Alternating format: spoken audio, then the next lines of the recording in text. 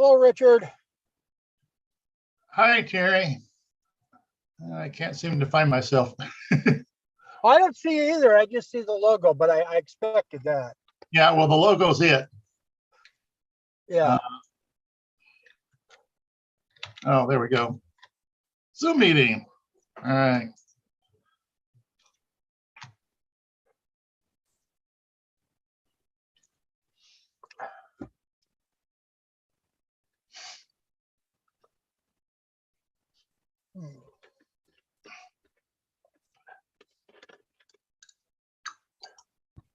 Did you sell any history books at the thing or not? 8 of them. Wow, that's worth it then. Yep, definitely was. We were sure busy there, with the racetrack photos. Even during the concert, people were coming up all the time. I bet it was a good concert. Yeah. Well, I like the fact that I could just sit there and I didn't have to move and I could listen to it, except that I ended up having to move out of the sunshine Uh-huh.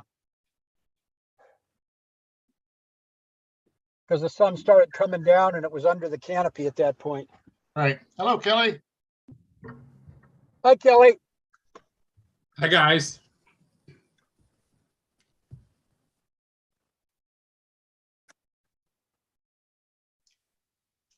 Looks like your fan's on super fast.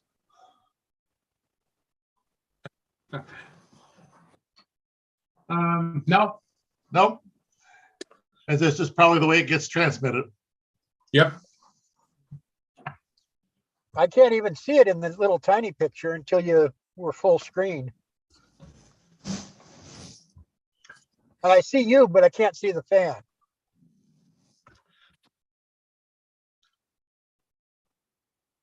But I also tend to darken my screen up a little bit when I'm running on battery. That way I get more life out of, or more time, battery time.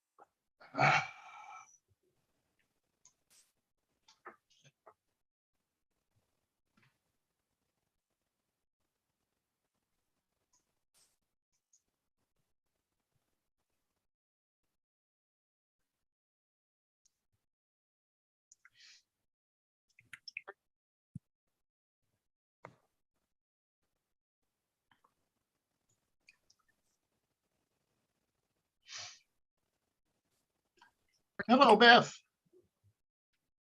Hello. I'm going to turn my video on and see if it's as Oh, bad. hey, there you are, Richard. Hey. Yeah. It seems to have cured itself from what it was doing before, so I'll leave it on for a while. Awesome. Okay.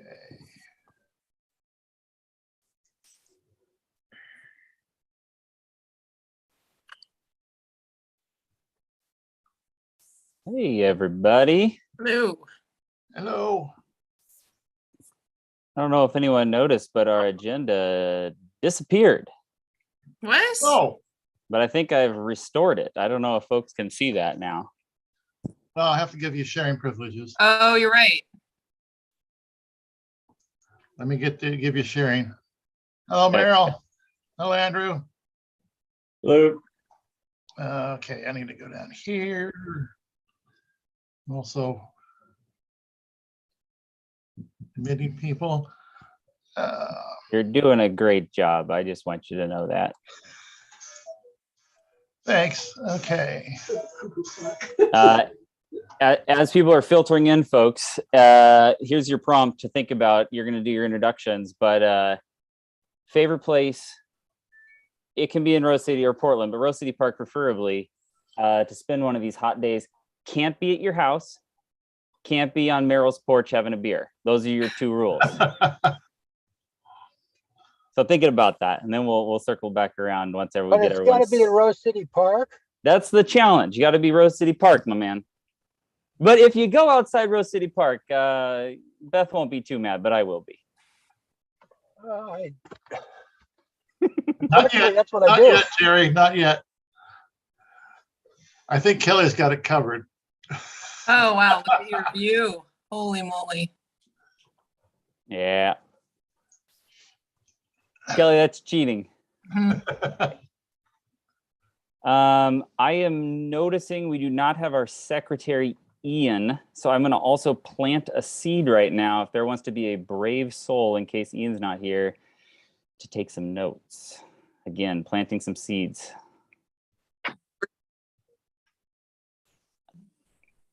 Oh, Susan. Hello. How are you? Pretty good, a little warm. I'm in my car, but I don't want to run the air conditioning and I don't want to leave the windows all the way down. You recovered from Sunday. Yeah. Oh boy, when I went home Sunday, I just felt like I was wet noodle. It was hot. That Oh, was it hot. was very much enjoyable. And there was the people, even during the concert, were constantly coming up and looking at the racetrack boards. That's great. It was a good event. I'm hoping they can keep them and put them up someplace in the clubhouse. I've made that suggestion. I haven't got an answer back yet. Good idea. That's great. All right, we're going to start in about a minute here. Again, not seeing Ian. We have 1, 2, 3, 4, 5, 6, 7, 8. So we have quorum. We do not have a secretary. Does anyone want to be the brave soul until Ian shows up? We'll volunteer. Beth for the win. Thank you. He may show up, and if he does, then we'll just pass the torch. How about that? Sounds good. So let's get started, folks. I will go ahead and start. So my name is Zachary Lauritsen, Vice Chair, just serving as the interim chair as we sort this out. And favorite place for me in Rose City Park is probably on a hot day is getting on the bluff walk, right below Sacramento. It's like 10 degrees cooler. It's beautiful. You see the birds chirping. It's a lot of fun. I'm going to pass it to Susan. Hi, I'm Susan Ferguson. I live between 61st and 62nd on Sacramento. And I'm going to say that one of my favorite places to be is in my backyard habitat garden. Who do you want to pass to, Susan? I'm going to pass to Merrill. Hey, Merrill, everybody knows where I live. I think my favorite place is I'm in my place in Idaho right now. It's nice and cool and I beat the heat. I didn't beat COVID, but I beat the heat. But with How you that, feeling? I'm here. How you feeling? I'm feeling pretty good. I was pretty sick when I spoke to you on Wednesday, but I got a false negative, and then it was just crazy, Yeah. Glad you're doing well. Who do you want to pass to, Meryl? Pass it to Richard. Well, Richard is concerned that Merrill has COVID because I saw him at the concert. My best place is at home. I don't leave home whole much, so I'm going to have to just go ahead and say that would be it. Just right here at good old home on 51st. I'll go to Terry. Okay, Terry Parker, board member, committee member, and rep to CNN for their Loop Top. My favorite place would have been my home if the air conditioning was working, but it's been broken for quite a while. So I tend to go to the library. Okay, Sharon. Hello, this is Sharon Fuchs. I'm not putting on the video because I'm having my dinner. And honestly, I've been called for jury duty, which I start tomorrow, and I'm anxious to go downtown. Our downtown is beautiful. Along the waterfront, this is going to be the new courthouse right at the base of the Hawthorne Bridge. So I'd have to say, expanding my view beyond the borders of our neighborhood, that downtown, especially along the park blocks in front of the Historical Society and the Art Museum, are my favorite places. Who would you like to pass to, Sharon? Oh, let's see. Who is the victim here? How about Nick Putnam? Hello. I live at 51st and Broadway. I'm a board member at large. I'm on the Loop Cop committee. When it's hot, my basement is my favorite place. And the Hollywood Theater, although not technically in our neighborhood, but it's a treasure. And is there anyone left? Did Kelly go? Oh, So Kelly Davis, board member and co-chair, well, maybe co-chair of the Land Use and Transportation Committee. And I showed some of you where I'm sitting.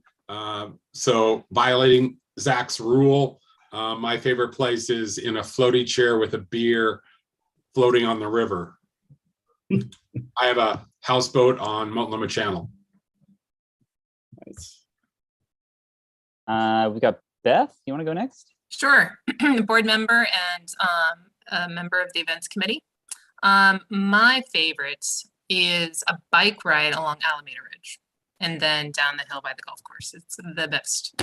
Good way to stay cool. Let's see. Next, Andrew, have you gone? No, I think all of the above. Yeah, I like walking Alameda and hanging out inside the Hollywood Theater. Denise, have you gone? Nope. My favorite place is my backyard. I'm with Richard, my house, my backyard. It's in great condition right now. Just did a ton of yard work, so really enjoying that. Awesome. Dawn, I think you might be our last one. Is that right? Well, I could be. Don Levine, a board member on the safety committee. And my favorite spot is my backyard as well, or my side yard, which is our COVID garden the last couple of years, particularly when there's access to water. Great.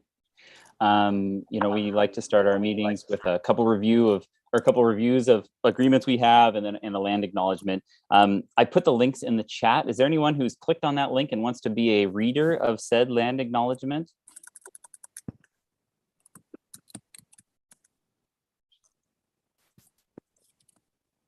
Without anyone jumping. As a neighborhood, we acknowledge the unceded land we occupy and its original inhabitants, including the Multnomah, Wasco, Cowlitz, Cathlamet, Clackamas, bands of Chinook, Tualatin, Kalapuya, Molalla, and many other tribes who made their homes along the Columbia River. Currently united as the Confederated Tribes of the Grand Ronde, the community includes over 30 tribes and bands from Western Oregon, Northern California, and Southwest Washington. We acknowledge that this land was seized through coercion, dishonesty, and brutality. We acknowledge the violent history of Euro-American settlement that sought to extinguish indigenous life from this land, and we recognize the enduring influence of that history on our region and the nearly 70,000 Native people descended from over 380 tribes living here today. Many of the major roads in the Rose City Park neighborhood connected Chinook villages between the three rivers, which white colonizers named the Columbia, the Willamette, and the Sandy, instead of honoring the older names such as the Chiwana, which means Great River, for the largest river of the three. Neighborhood agreements. Anybody want to take a shot? I got them up now. Atta babe. Neighborhood agreements. In June 2021, the Rose City Park Neighborhood Association Board adopted the following neighborhood agreements. And my screen changed on me. Based on the community agreements from the Done for Diddy White Labor Collective and agreement principles from the Historic Albina Advisory Board in June 2021 for all its activities, including but not limited to meetings, email, and publications. We will take collective and individual ownership. We will center and prioritize the most marginalized voices. We will assume best intentions and we will bring our best intentions. We will use ouch and oops to identify harms and to swiftly apologize and reply. We will take space and make space. We will listen for understanding and remain respectfully engaged. We will deal with issues, not with people. We will be willing to experience discomfort in difficult conversations. And we will expect that difficult issues will not be fixed quickly, but will continue our work to support and engage our neighborhood and related communities. Thank you. I appreciate that, Richard. So I'm going to, without anyone opposing this, say let's approve and discuss and approve the agenda. When Ian gets here, I actually just sent him a message. He said, I'm sorry, I'm running late. So when he gets here, we can do that. Is that fine with everybody? Can I get how about, is it not fine with somebody? Okay. We have a new guest that came in too, Jules. Oh, excellent. Who's our new guest? Please tell us who you are and what's your favorite place to beat a hot day in Rose City Park? Oh, okay. Hi, I'm Jules. I've lived in the neighborhood for about 20 years. I come to these meetings as often as I can. And I just got back from the pool because it's hot outside. So there you go. Perfect. Welcome, Jules. All right. So not hearing anyone saying, let's definitely talk about minutes right now. Agenda, I put the link in the chat. I'll do that one more time for our later arrivals. If there's no one who has any adjustments, I'd take a motion to approve the agenda.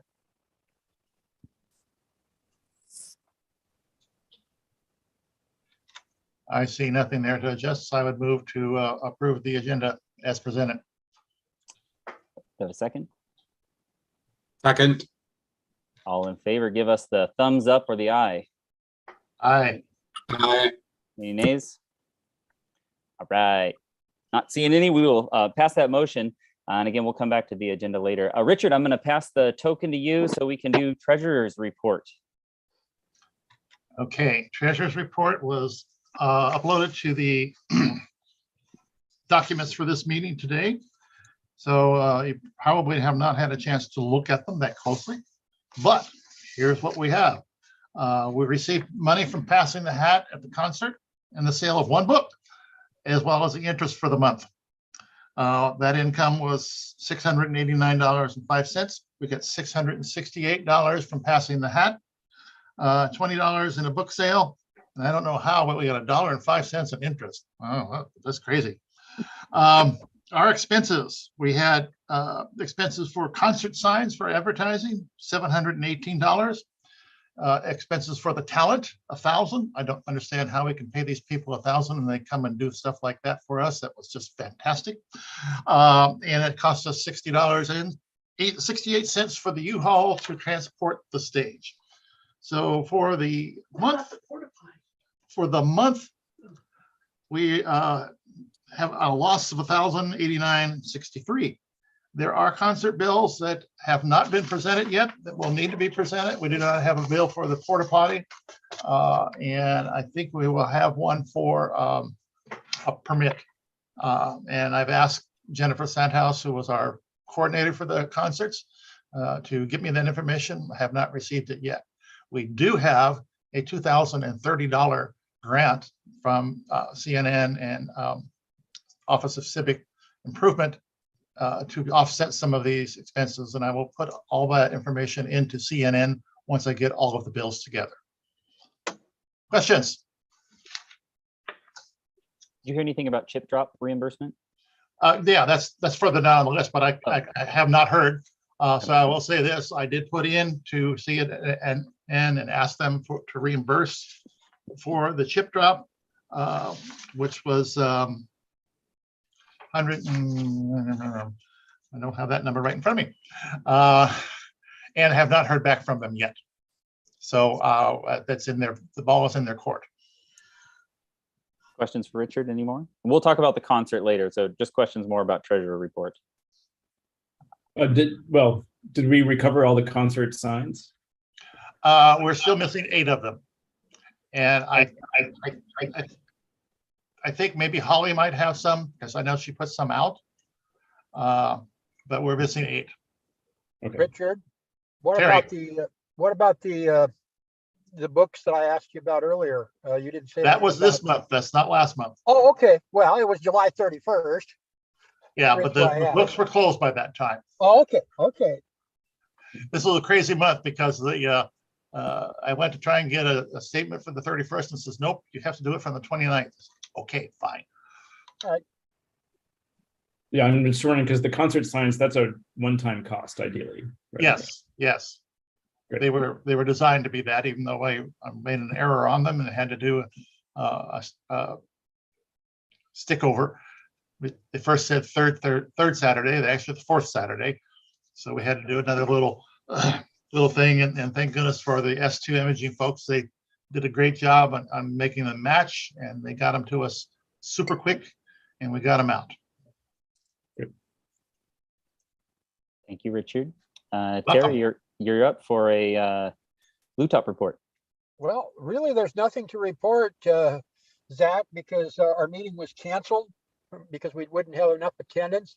The one thing that I will say, because I can't remember whether I said it at this meeting or at the our transportation and land use meeting, about 2 weeks ago, there was a 5-page article in the Oregonian about the killings around Milton and 82nd, where people were killed. And one of the comments that everything centered around Madison Suites. And I had brought that up earlier in a meeting, and I apologize, I don't remember which meeting it was. So I just wanted people to realize that the media finally got onto it as to what was happening, and everything leads in and out of Madison Suites. There was some sort of a market like that, and the guy at Madison Suites, he says, I want to sell the property. So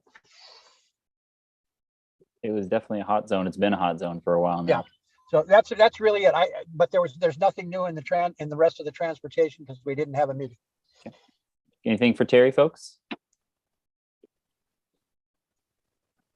Don, CNN board report. It was my understanding there was no CNN meeting last month because of lack of quorum. Well, that was fast. Well ahead of schedule, thanks to Terry and Don just hitting it out of the park there. So let's talk about concert in the park. I have to say, I said this earlier, super bummed I wasn't there. We were on a family camp. But I would love to hear lessons learned, positive, negatives, things we can build off of in the future, and just kind of open up the floor for a conversation on how to improve and do things really well in the future. I'll take the lead on this because I work closely with Jennifer on the things. There were challenges. She was really pleased to be able to get a hold of the sanitation from Honey Bucket. They said, oh, sure, we can do that. Every place that she'd been trying was not available. And she has charged that to her charge card. I don't know the amount. So I don't know what it will be, if it's going to be 200 or 400 or what it will be. And she also bought a lock to keep it locked up until just before the concert. And then we locked it up right afterward. And she was going to retrieve her lock, but forgot to. So now, now they have a lockdown on one of their things, but they probably cut it off. Getting the key for the electricity was problematic. The Parks Bureau promised to send it 2 weeks beforehand, and when she was checking her notes 3 days beforehand, we didn't have a key. So she had to go downtown, pick that up, and then she took that back. We should not have a permit fee for the park itself, and I don't know if we have a permit fee for the noise variance. My guess is that we do. And again, as I said, we're still looking at things to get in there. The band was not real happy with the size of the stage. I'm kind of surprised because they had been at last year's concert and they said, oh, this is the same thing. It's the only one we've got. And they wanted to get in there a little earlier, but we got things set up well. We picked up at 2 o'clock, and that's the time they wanted to start setting up. And then they got in about 3, and we had the stage done up, and that was good. Picking up the U-Haul was pretty seamless. I was quite surprised by that. Was happy. I did have to knock on their door and say, hey, send me a bill, please, because I need that for my financial records. I would say the crowd was a little smaller in past years, but even considering that last year was super hot, it was hot, but people really enjoyed it. We didn't seem to have as many dancers. Jennifer did the MC, did all the proper words, talking about ONI and CNN and how they sponsored, read the agreements, the plan agreement. So we were able to get things out of there starting at about 8:30 and was home. The stage was unloaded by about 9. So that wasn't that bad. And then the following day, I took the U-Haul back and it was good. So that's, I'll be quiet and let anybody else chime in. I'll make just a couple of comments. One of the things that I noticed is that there was an awful lot of late arrivals compared to previous years. In other words, people were still coming in a half an hour, 45 minutes into the concert. And the other thing I wanted to say is that I think Jennifer did a fantastic, great job, and she deserves some praise for doing what she did. So those are my 2 comments at this point. And we have some people sitting here that were able to help us load and unload, and we appreciate that. And we were in a good position to get things done. So that was better than in past years. There's a question in the chat from Sharon. In mind, I'm going to add a little editorial to it. My understanding is there used to be 2 concerts in the park as a partnership with Hollywood Neighborhood Association. And Sharon asked, why didn't Hollywood NA co-sponsor? Do we know any story on that? So originally we were not going to have a concert at all. But Jennifer said, oh no, we need to be doing that. And we had told Hollywood that we would probably not do it. And when we went back and said that we would do it, it was too late. Joe at Hollywood said, oh, it's too late for us to do anything. So they just did not, again, have the bandwidth or the time to join us.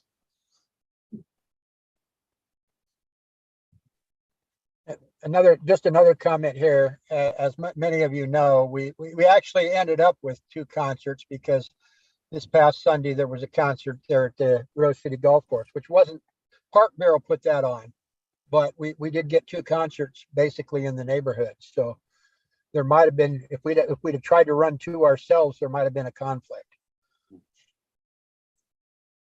Any things in terms of just we got to do differently next year, or we got to be sure we do next year that we're, didn't work and we need to do brainstorming around, or things that really worked and we need to do for sure again? Muted. Richard, are you gonna I saw Meryl waving a hand. Oh. Yeah, go ahead, Meryl. Did you have something?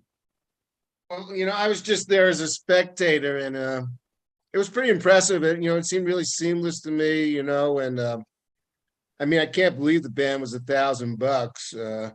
I mean, they were great, and they were just really passionate, and yeah, it was fun. I tried to do my share of the dancing, but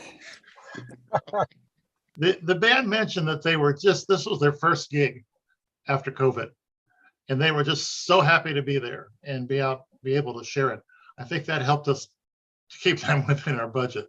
But that's been our budget for years, and it always amazes me is when they have as many people as they had like 8 folks over there, that they're able to do that. Anything else in terms of just lessons learned, things we should definitely do or not do in the future?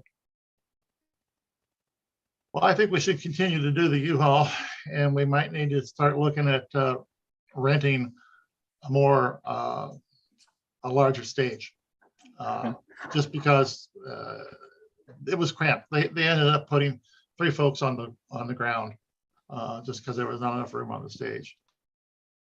Is there any way we can add on to the stage? Add another section? Terry, I really don't know about that. It's a rather interesting construction. It's possible that we could construct another section.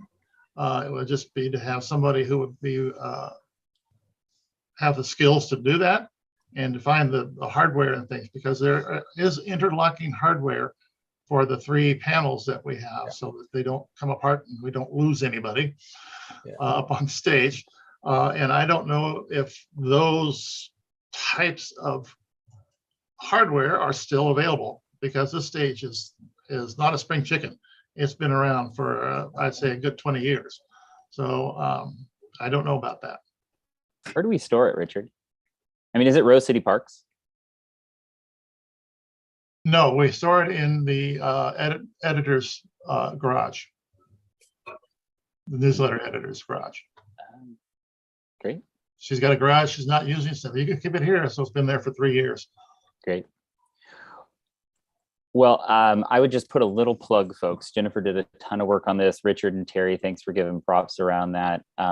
If you all have a spare moment to reach out to her and send her an email, or if you have your neighbors, go knock on her door and just tell her thank you. You know, it's invaluable work like that that makes these kind of people like that make this kind of thing possible. So please do reach out and spend a minute or two to give her some praise.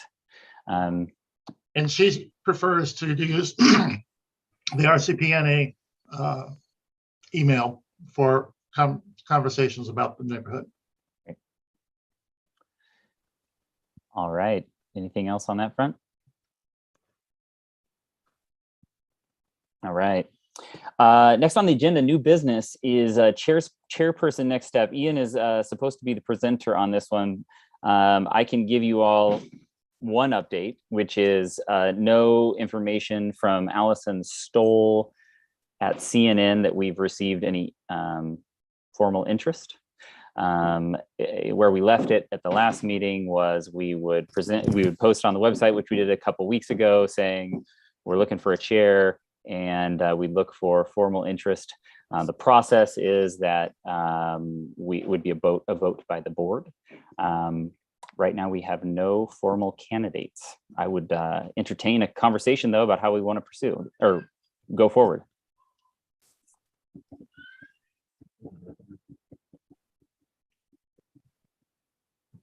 Will Ian have additional information, you think, or is it just he's pretty much in the same situation? We have not heard back. I guess the thing we need to do is to poke the bear again and say, hey, Allison, what are our choices? Sharon's got her hand up. Mm-hmm. Sharon?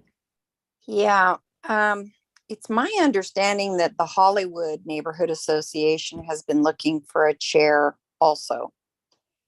And that the Roseway Association has a paucity of members, and that Rhonda from CNN has been taking and putting together their minutes. So without denigrating anyone's efforts, because people over the years have just done yeoman's work. It's hard work, and you're volunteers, and I'm a volunteer. I'm wondering if there has ever been any consideration of merging the neighborhood associations. And if it was me, I would think about Hollywood, Rose City Park, and Roseway to merge, since we have one big thing in common called Sandy Boulevard that connects our neighborhoods, and to share the workload. So I'm just throwing that out. Has there ever been any consideration of something like that? Richard, I see your hand up, and we've also got a couple of historians here that maybe want to jump in on that too. Okay. At the community thing at the golf course, the Roseway head was seated next to me, and it sounds like they do not have a whole lot of people, but they are functioning. They are also having some major projects on 72nd from PBOT. They are going to be having a cleanup in August. I'll look it up here. As far as Madison South, they were invited, didn't show up. So I think there's another one out there. My feeling on this, Sharon, and I don't know that it's accurate, would be that would be something that would have to go up to Office of Civic Improvement and ask them, because I don't know, we don't know in detail what's happening with people around us. We only hear on occasion when somebody contacts us or we contact them for some reason. So that's a possibility. That's something maybe we should start looking into. I would agree that we need to have something that's functioning, and if we can merge the individual neighborhood associations, that might make it easier for CNN to help administer what they're doing. Terry? Yeah, here's just another thought. I'm a member of a Google group that was started by Alan Fields when we were fighting Chloe, trying to, disrupt the neighborhood associations. And there's been some things come up recently where the group has been active. And one of the comments that came through, it wasn't my comment, but it certainly makes sense because it was about another neighborhood association, not even a CNN one. I won't go into the detail of which one. But they said, yeah, there's a few people that represent X number of people in this neighborhood. Now, if we were to merge the neighborhoods into one association, you'd still have X number of people probably doing a larger area. And is that the type of representation that we really want? I mean, it's just a question, something to think about on, we've sometimes had trouble getting board members, particularly during COVID. And there's just a few of us that are trying to represent the entire neighborhood. And if you make it bigger and there's still just a few people, even if you add one or two, that's not the best representation. Anyway, that's what I had to say.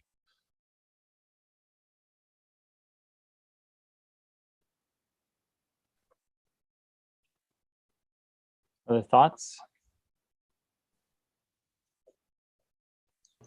I was just gonna say, sorry, really quick. I was just gonna say that on the one hand, you've got economy of scale if you have some common interest and you merge together. But I think to Terry's point, you also have diluted efficacy if you've got such few people speaking for a larger population, which I think we're seeing on a small scale within our own group. Who are we speaking for, the neighborhood or the few people that are civically engaged? And I think we have to be aware of having those conversations on behalf of the neighborhood as a whole, rather than those who are just showing up to participate. Thank you, Jules. Hey, on what you said, I totally agree with what you're saying. And the coalition, the CNN, is the ones that try to bring the neighborhoods together. That's why we have a coalition. When there's an overarching issue over different neighborhoods, that's where CNN becomes involved. And we have Dawn as our rep to the CNN board for that purpose. Sharon, would you be willing to, and this is more of a question for the board too, if you're okay with this, to draft a letter to the Office of, Office of Civic Life, I'm assuming? Right. That just says, just as a total inquiry that says, this is something we're experiencing. Our neighborhood associations are also experiencing challenges in terms of numbers and representation. Is that what you're seeing around the city? And are you working on that? Is that a priority? Just some sort of just an inquiry kind of type of letter. Is that something you'd be willing to draft and then we could write it or send it? Yeah, I could do it, or I could make a few phone calls because I had other inquiries and I know who to contact to see if we should draft a letter and if they would answer some questions. But I was just typing in the chat to Jules' comment, and I just wanted to say that many hands make light work. And if the neighborhood associations merged for a common interest, you might get more hands in it, but then you could also engage in greater outreach. And so outreach is huge. I used to be an outreach worker, and, I pound the pavement and door to door and calling people and whatever. And, we could really work on that to have greater input. So you were not just representing the interests of the people who are civically engaged. But yes, I'll do that. Could I make the phone calls first and then see where to write to and then do that? That'd be okay. That sounds great to me. All right, I'll do that. Sure. And then Thank you. next month, let's just put it on our agenda to review. If you'd send it to us sometime in the next couple of weeks, Sure, and then sure. we'll look at it and then be prepared to take Sure. action on it. Thank you Sure. so much, Terry. I see your hand up. Yeah. Yeah, I kind of said that there was a conversation that's going on right now, and I forget what it's called. I apologize, but their civic life is looking at reinventing the system. Let's put it that way. And Yeah. they're going to have some surveys and some studies, but nobody knows what's going on. It seems Yeah. like, at least the people from the neighborhood, it's from the other neighborhood associations that are involved with this Google group. Nobody knows what's going on. And I apologize, I can't remember the name, and I don't want to try to go find it in my email because I'm not that, I'm technically challenged here. So, but maybe I can drop a line to the board on the, thing, what it's called, because it's not due to be completely done until 2024, but it sounds like that they're looking almost to replace the neighborhood associations possibly. So Sure. just be aware of that.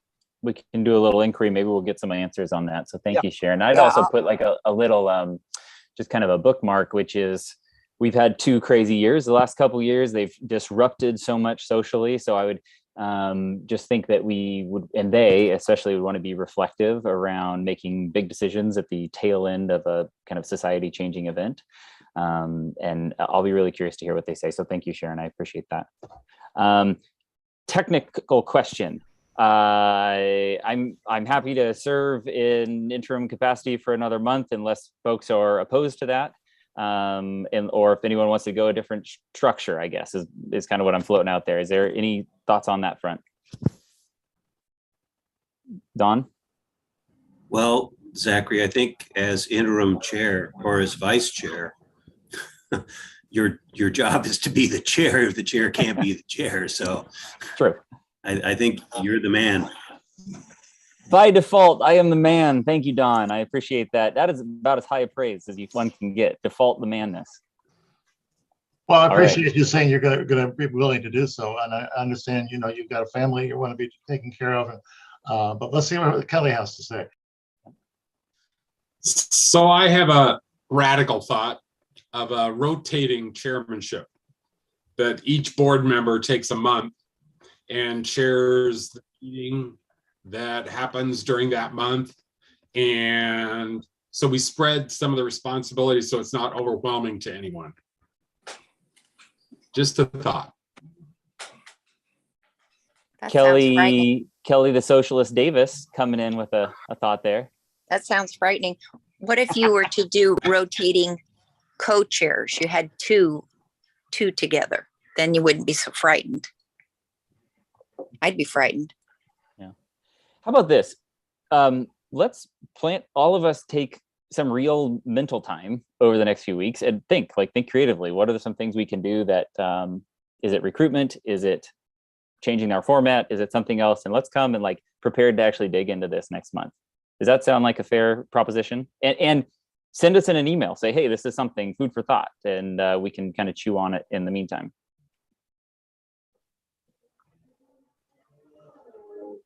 I see Andrew's hand up.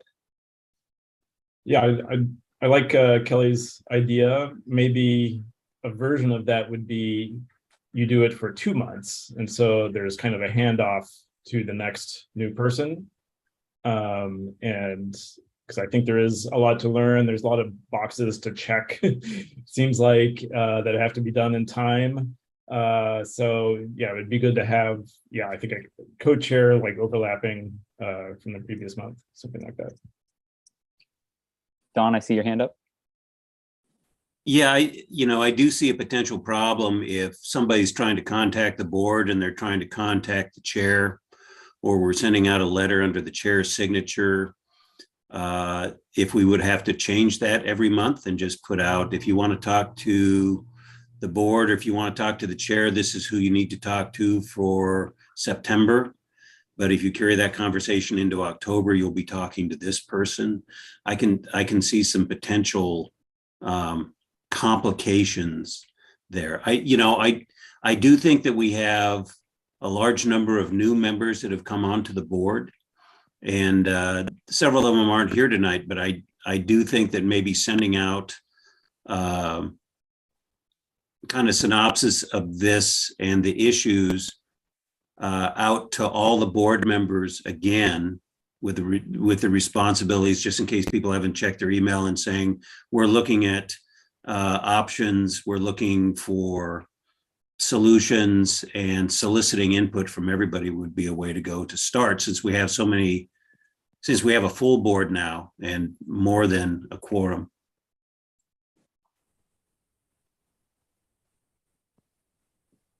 Anything else, folks? Terry? Yeah, kind of a hybrid of this. We might consider somebody like the secretary or somebody being the person that would be the contact, but we rotate, at least in the meantime, chairing the meetings and working with the agenda, which doesn't necessarily mean, outside contact. It's just internally we're helping. So it's kind of a hybrid thing. Again, it's something to think about. I'm not saying it's the best idea in the world, but I'm just throwing it out there. Great. I appreciate folks coming to the table with some ideas and brainstorming. So let's continue those juices and see if we can't come to some solutions. And I'll look forward to having that conversation around Sharon and what you can put together. So next topic. I have just a list of some nuts and bolts things that I want to make sure we have just checked off. And I'm going to add 2 more to this list. So the first one is the grievance finalization update. Merrill has officially withdrawn the grievance. And then I just want to say publicly, Merrill reached out to me and we had a nice conversation and trying to, build some relationships. And it was been a tough 6 or 7 months. Those of you who've been around, those last 6 or 7 months have been tough. And one of the things that I talked to Merrill about, I talked to Ben about, talked to actually a number of you about was just the value of having a personal relationship. And when we're doing these online digital things, that's something we lose. And so thanks, Merrill, for reaching out and having a conversation. Second thing on the nuts and bolts is there anyone not receiving emails in Outlook? We had some troubles for the last month and a half or so. Is anyone who's just not getting those emails? This is board members only, sorry. It's strange. I get a yellow banner on a lot of the board members that saying, be careful. So I don't remember exactly what it says, but I'm looking at it in my own email. I'm not going into the server. In fact, I'm not even sure if I remember how to get into the other. But I look at it and I send stuff from my own email, but I get this yellow banner that, and I apologize, I don't remember what it says. I've come to ignore it. But it's kind of one of these caution things so I'm not sure what's causing that. And then the other thing, some of the stuff that's sent out, and maybe it's the fact that I don't have everything on my computer, like a docx comes out. And if I download a docx, I can't see it after I can see it when I'm on the internet, which means I have to be at the library because I don't have internet at home, or I have to be at Wi-Fi. But if I download it and then try to look at it, I can't see it. So, and there's a couple of other things that there was a photo that I got the other day that I couldn't view and I asked even somebody, what is this at the library? They didn't even know it wasn't a JPEG. It was something that I'd never seen before. So that's a little bit of an issue. I mean, I've been able to work around it, but it is an issue. I'm hoping that Richard, Kelly, and Dawn have tech solutions. Who wants to go first? Well, one comment would be to anyone who is receiving the RCPNA emails on their regular email to please sign into the RCPNA, because that is the official email client. And that's where it has to show that this is an official email from the association. So Terry, you need to dredge up your old passwords and figure out how to get into there. And I might be able to help you. I don't know for sure. Thank you for that offer of help. I'll let you two kind of sort that out. Kelly? Well, I just get on a regular basis emails from the Microsoft account team saying unusual signing activity, verify your account. So I don't know if other people get that. I have a tendency to ignore them. I do go in and review the recent activity, but it's a little bit of a cluster. Can you say, well, why don't you and I connect offline? I just have a note here to connect with you and figure out if that's something we need to be concerned about or not. Does that sound okay? I'll Sure. send you a note. Okay. Don? Well, it just occurred to me that the board members on this Zoom call, probably their email is working since they received the link. And it could be that some of the board members that aren't present tonight are not present because they never received the agenda or the link because their emails don't work. So I would suggest that somebody send out a request to all board members on the link that if you receive this, will you please respond so we know you're receiving our emails. Yep.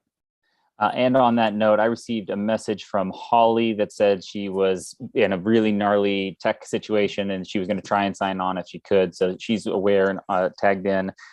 Ian sent me another message that said, I got vetoed. I'm not going to be there tonight. Wife said, no, we're on vacation. So Kelly, I'll let you have that conversation with Ian and his wife to sort that out since you're on summer vacation too. And Sanjeev sent me a message as well. He's going to be here in about 20 minutes. So hopefully we'll get that next person coming in. I also have a little bit of bad news on nuts and bolts, which is Dan James, one of our new additions, has indicated to me that he is not going to continue on the board. So we had an up and a down within about a month there. But he did say he'd like to be plugged in as events come, and he'd like to lend a hand. So he's not totally out of our orbit. And Dawn, I will do that with anyone else who I'm not sure why they are not here. Next on the nuts and bolts, general meeting is October 25th. Love for us to get a little bit ahead of this. Usually the general meeting, we have some sort of a speaker or some sort of a topic or something. And so can we brainstorm just a minute who we'd like to highlight, who we'd like to invite, how we'd like to go about that? And Richard, I see your hand up. I just wanted to say that I put in the chat, I've updated the directory and I have addresses and phone numbers for everyone. And I'm going to, what if I can't get a hold of them by mail? I'll call them to see if they've been getting it. Here comes Ian. Awesome. Thank you, Richard, for doing that. I appreciate it. Terry. Yeah, this normally in the past, even though we had one candidates fair, we would have one for the general election as well. So I'm just throwing, I'm throwing that out, and it's down to two candidates at the most for the city council positions and whatnot. So, but that's been kind of our history, and it meets our criteria of helping to inform the neighborhood. So I'd be doing an outreach to Hardesty and Gonzalez's campaigns and seeing if they'd want to come. That would be one. Other thoughts as you're brainstorming? Ian, welcome. Beth is doing your job, but she doesn't begrudge you for it, I hope. This might have to repair a relationship, it seems. But when you're ready to take over, let us know. We're glad you're here, man. You should let Beth speak for herself, but I did message her and told her I can take over. And sorry, folks, I got sidelined by a 2-year-old. Good to see you all. We are talking, Ian, just so you're aware, general meetings in a couple months. We're brainstorming, what is the value we want to bring to our neighborhood. Terry brought up the idea of doing a candidates fair. It's something we've done in the past. And one of the competitive races is Gonzalez and Hardesty. And we're just entertaining ideas for what we might want to do for that meeting. We know Richard? what day the election is. It's November. Yeah. November 8th, I believe. So, I mean, it's well timed, right? Vote by mail. People will have their ballots at that point, 2 weeks out. Richard? Well, before we can do any real planning, we need to know what type of a meeting we're going to have. Do we have a venue where we can hold a meeting, or is it going to do this strictly online, or we're going to try and do some sort of a hybrid type of a situation? I would assume that we could get back into Rose City Park Methodist. They were very nice and inviting us in, using the sanctuary, using their system. Having to change that meeting and cost us, but hopefully we will be able to get this in under the wire for the next COVID surge. And maybe if maybe Kelly can tell us what he's heard as far as possibilities of where to meet, because I think he's been talking to German American Society, but I don't know. Well, I can follow up with them to see if they are open again and open to having meetings there. It doesn't cost us anything. I also have to talk to them about their sponsorship of the neighborhood association, so I'll do that. Thank you. Thank you, Ken. Any other hopes, dreams, ideas, brainstorms for that general meeting?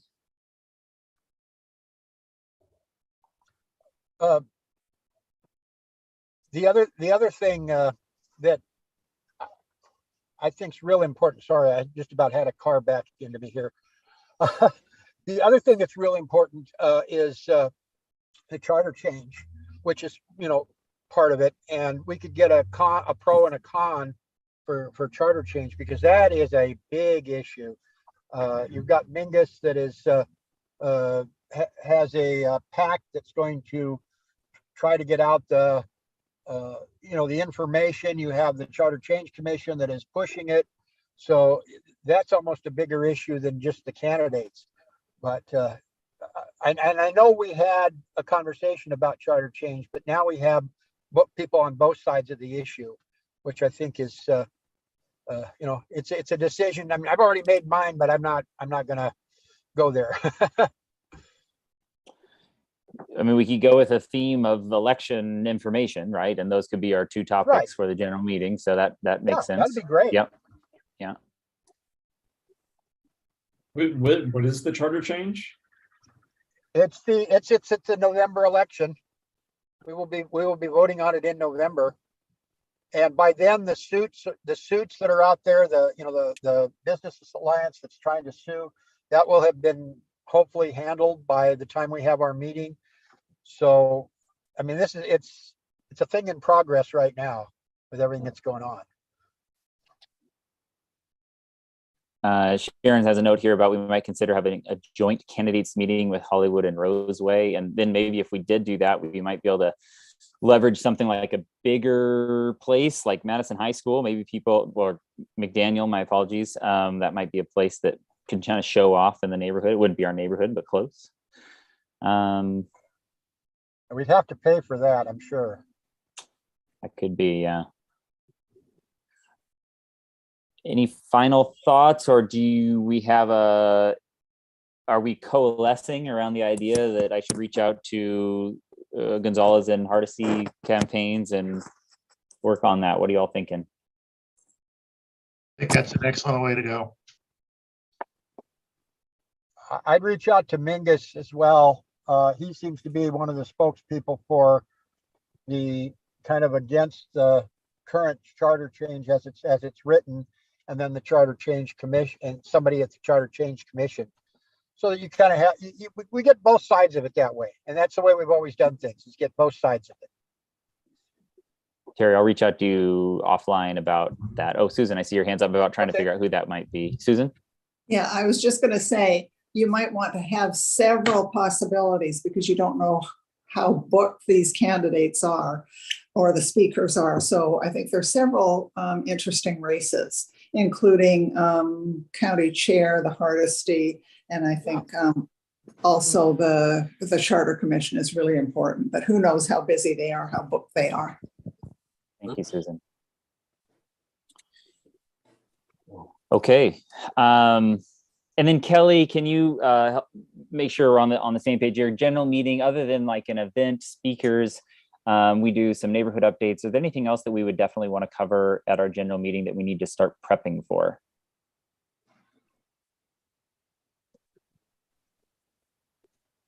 I'm not sure. Nothing comes to mind. Okay. I mean, we usually are under them to try and identify the speakers long enough ahead to put them in the newsletter. So that's usually our main focus. Okay. And that Nick? deadline is September the 11th. Great. Okay. Nick? I'm wondering, just thinking out loud, if the charter reform conversation is a longer conversation, there's different layers to it. And I know we're still thinking about it, but is that a component that could be fit in with candidate speakers as well? Or I don't know. My immediate feeling is it's kind of a longer, that could be a longer Q&A event. You're saying separate from the general meeting? Separate from being combined with candidates, I guess. Okay. Especially since a lot of people don't seem, well, a segment of the population is not familiar with a charter reform. Yeah. Richard? Nick, I understand your concern, but we have historically been able to fit all sorts of items onto the candidates fair meeting. And I think it would be best to be as close to the election as we possibly can. But again, we can discuss this in the next month, because we don't have to make any real hard decisions until our next board meeting. Yep. Okay. I will then work with a couple of you who have spoken tonight and try and at least give us a menu of options for who would be available for the general meeting. So at our next board meeting, we can make a move on who we're going to officially invite. Sound good? Yes. Okay.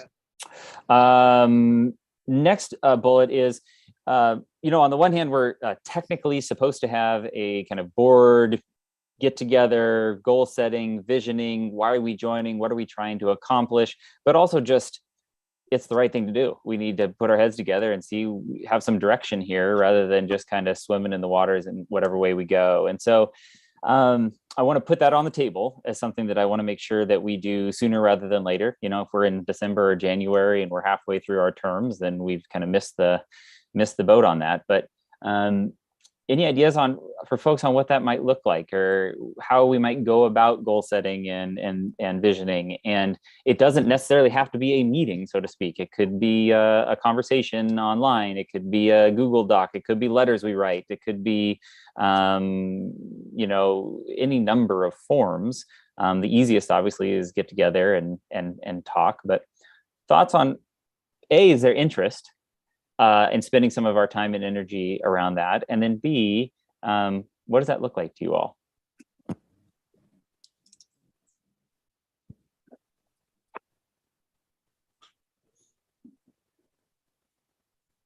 So we did this last year via Zoom. Help me, people. How long ago was it? A year? And Jennifer kind of ran things in I think it was in March. Microsoft Project. I think it was in March. And it might be good for us to distribute the kind of the products of that visioning, especially with the new board members. That might be a food for thought for this future process that you're envisioning, Zach. And Tamara did share some of that the very first board meeting when we had new folks here. Not everyone was here, of course, and we shared that packet.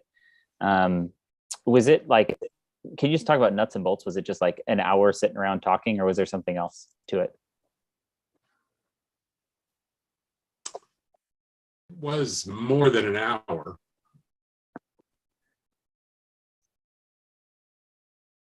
Richard, I'm seeing your hand up. Yeah, I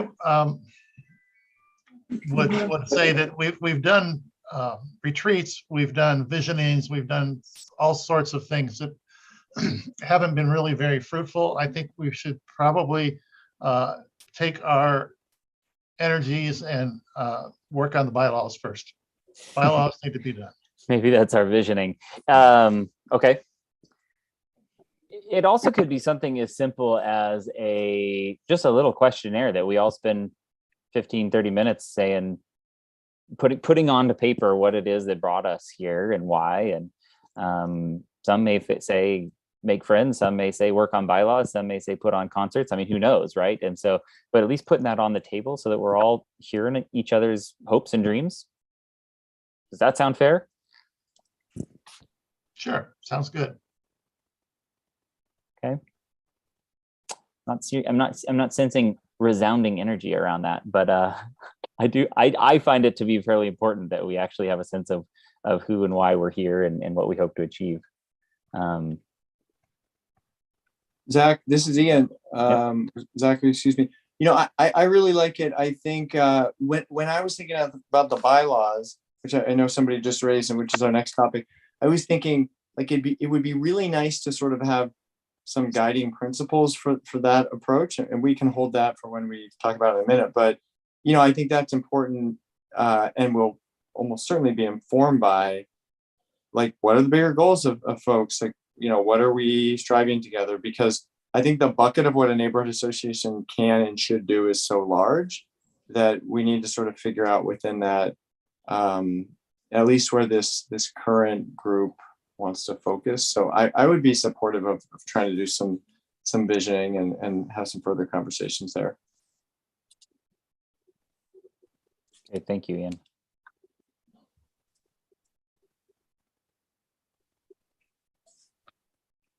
John? Yeah, you know, I agree with Ian. I think it would be useful for everybody on the board to review the visioning that the last board retreat came up with, and along with maybe an updating of why the board member chose to become a board member and their priorities, and then sit down with that template and see where we want to move forward as a board, what the priorities are. Maybe come up with kind of a timeline of things that are useful, and just get to know each other and work off of where the board is coming from the past, and with all the new members, where this board wants to move in the future. So that's something I could put together. I could pull the documents from what you all created in the past, share them out with a prompt, like 1 or 2 prompts for people to think about. And then, dare I say it, are we thinking like a potluck in the park where we sit in a circle and talk? Or is that too radical these days? Depends on the weather. Totally. Better hurry. Yeah. I think that'd be great. I mean, because one reason I joined was to just meet other people in the neighborhood. So. Okay. Yeah.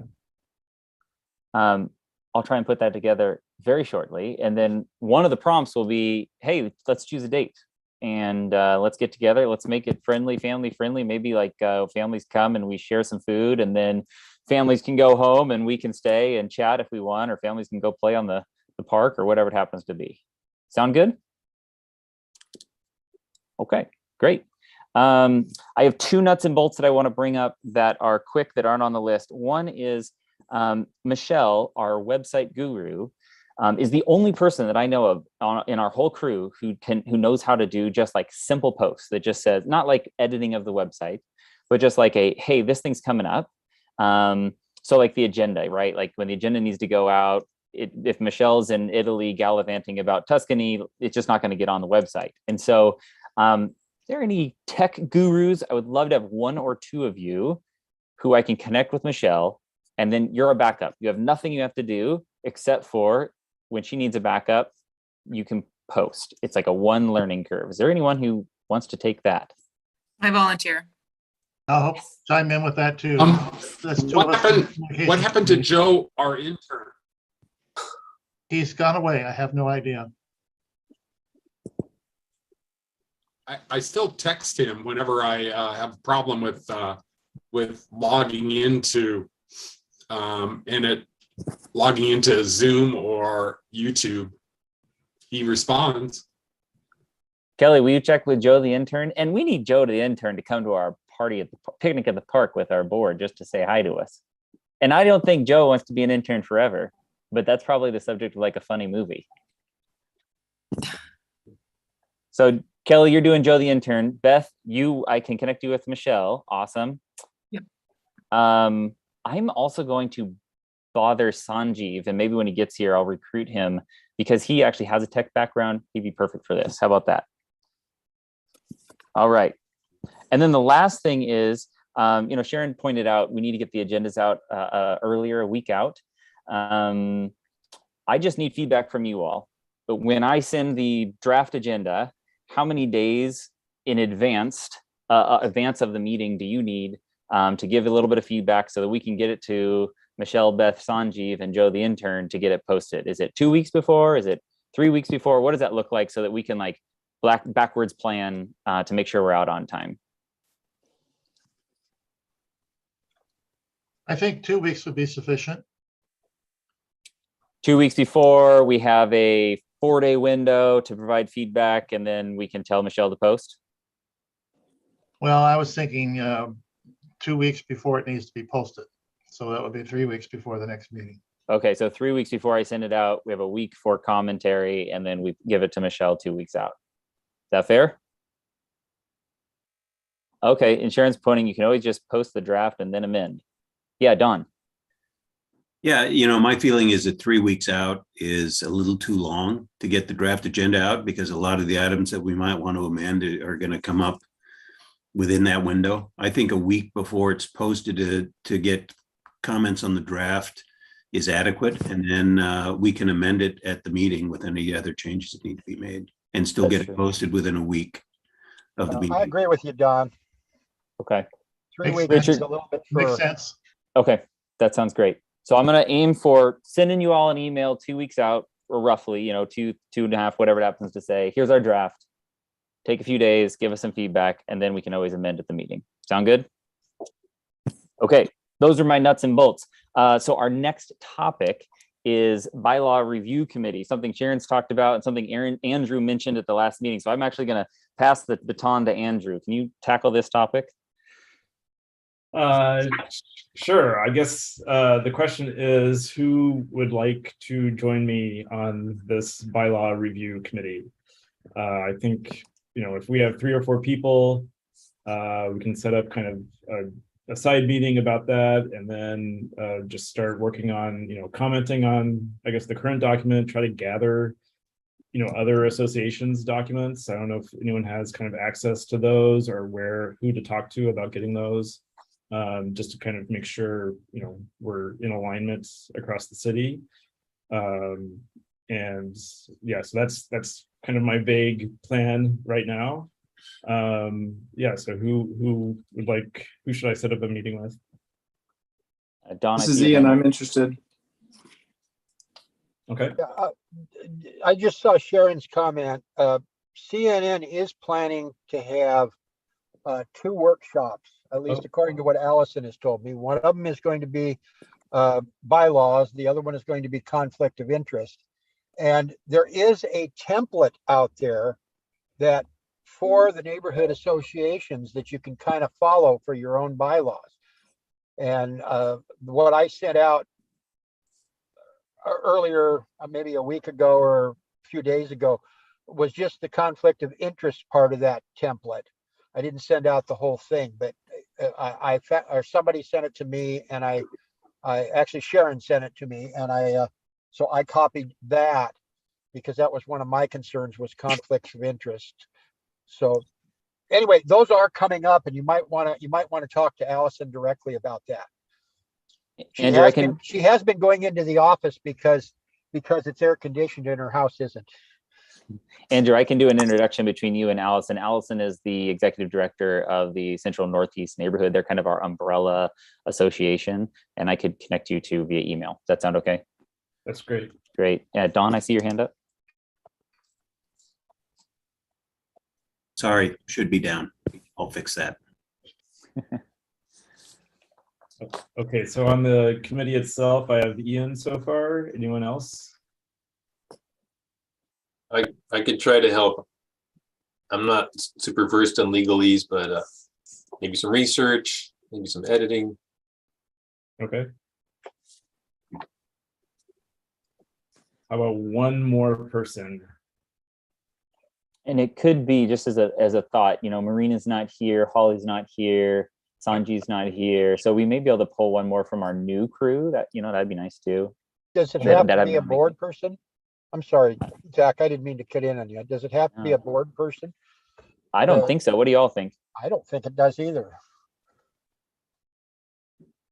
No, I mean, on the contrary, it certainly doesn't statutorily or like regulatory wise need to be, but it would add some benefit to have someone that's not a board member, I would say. I mean, whatever the change is would have to be approved by the board, but helping Absolutely. meet those changes, I think all the help we can get would be great. And just a I'd be point happy order to on that, it's be on the actually not. committee. Yeah, it's actually not the board. It's just the membership. So the board doesn't have as much authority here. I'm sorry, say that again. Bylaws amendment, I think it's Article 14 indicates you just need 2/3 of the members present at a meeting. So that probably skews toward board members, but the board doesn't have a formal role in bylaws amendment. Okay. Andrew, are you envisioning, this committee going over the course of the next few months and bringing some recommendations to the board? And as we do our visioning as a board, that might be some of our guiding principles. And maybe you all will think of things like, is there some outreach we can do to people in our community and stuff like that? Is that kind of what you're visualizing as some steps moving forward? Yeah, definitely. I mean, I think I think there's a lot of as we've discovered, there's a lot of counterpoints. It's like, what if this doesn't work out ideally? What do we do? And just trying to think through those circumstances, and it's going to be a lot of brainstorming, I think, around that of what do we need to cover that's clearly very vague right now. And so that's my kind of initial approach, is to try to reduce the vagueness of it. Great. Couple notes from Sharon. Template is on the Civic Life website, and I suggest taking the CNN workshops first. Sharon, I don't want to put you on the spot, but you have been interested in this a number of times. What do you think? I will take the workshops, and I have done a lot of work. I was on the committee before. I want to look at get in contact with Civic Life. If we're really thinking about a potential merger also, you'd want to be thinking about other neighborhood associations and how that would work in a bylaws. This is going to take a while. It's not going to just happen in a couple months. It takes a brain who can see how number 1 relates to number 15, number 16 relates to sub A. It really does take some thought. So first and foremost, the workshops, which I will do, and then I'll see if I can commit to help out a little further, and I'll contact Civic Life. Let me do that first.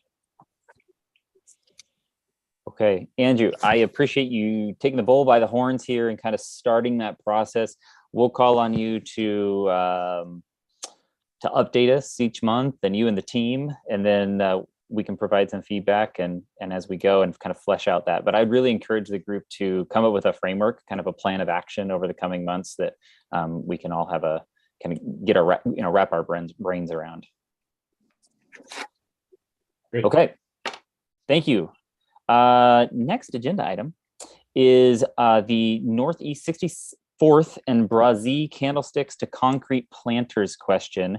And Ben making a cameo appearance. I appreciate you being here since you and Sharon did some outreach.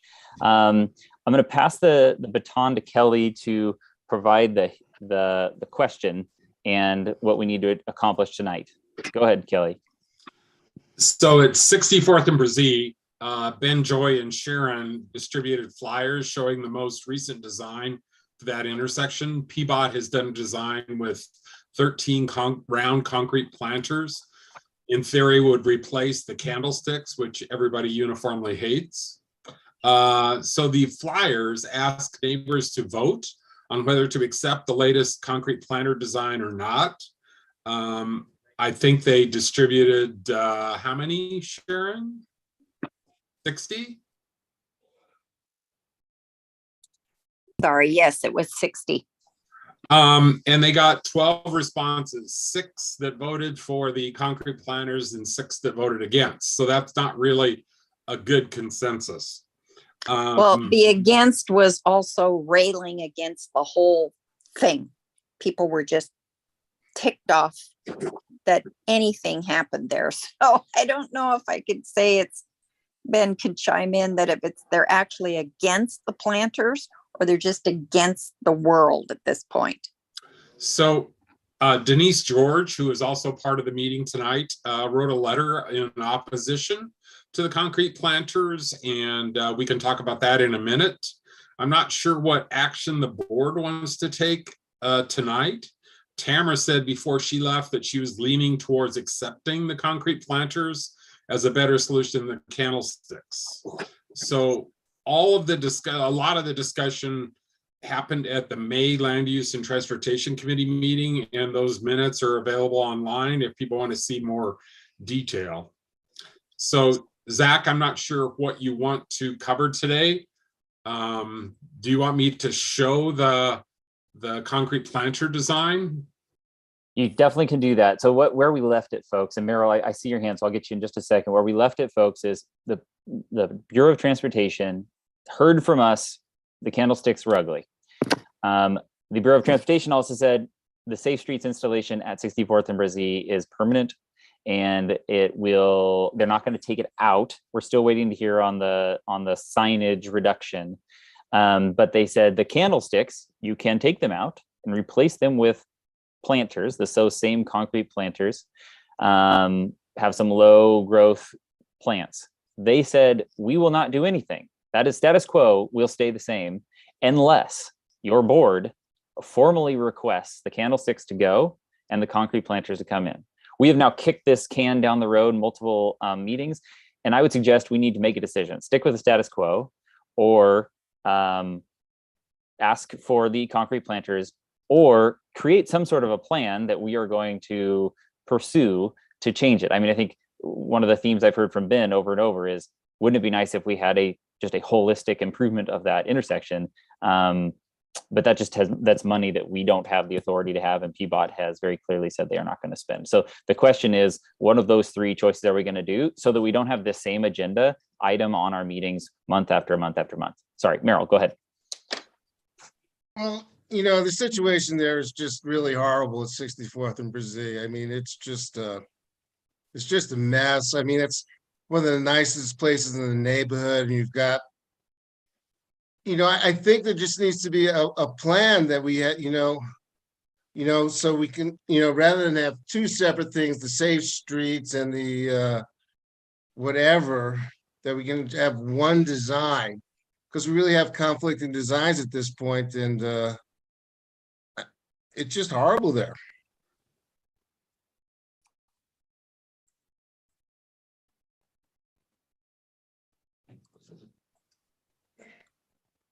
I would I add, see your hand up. it hasn't slowed down traffic at all either. And Scott Cohen was emailing with Sharon and I today.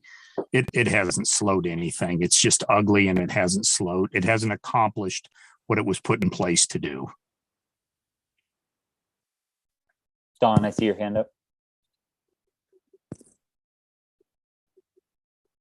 So it sounds to me currently that the city is not interested in removing that altogether. So the choice is either candlesticks or the concrete planters. Now, I think I read somewhere that the concrete planters theoretically are removable as well in a temporary solution until somebody provides a huge amount of money to do it in a more aesthetic manner. So I guess the question before us and before the people that live there and our neighbors is, in the interim, until either somebody comes up with a lot of money or the city changes its plan and does something differently, are candlesticks preferable to concrete planters as the aesthetic that the neighbors want to look at? That is the question. Terry, I see your hand up. It's more of a question than anything. How many planters were they asking for here? 13? 13. 13. That seems like an awful lot. It seems like, I don't know. It just seems like there's an awful lot there. And so I guess my question is why so many planters? Can it be accomplished with less? Can they accomplish it with less? That's my question. Anyone can tackle that. Love you to join in. And Richard, I see your hand up, and then Susan. Well, the offer was made this we can look at the plans, because I have not seen these plans and never heard of them until I saw some conversations. Is there some place that we can look at what they are talking about? Susan, hold that thought for just a second. Kelly, do you want to tackle that? Sure.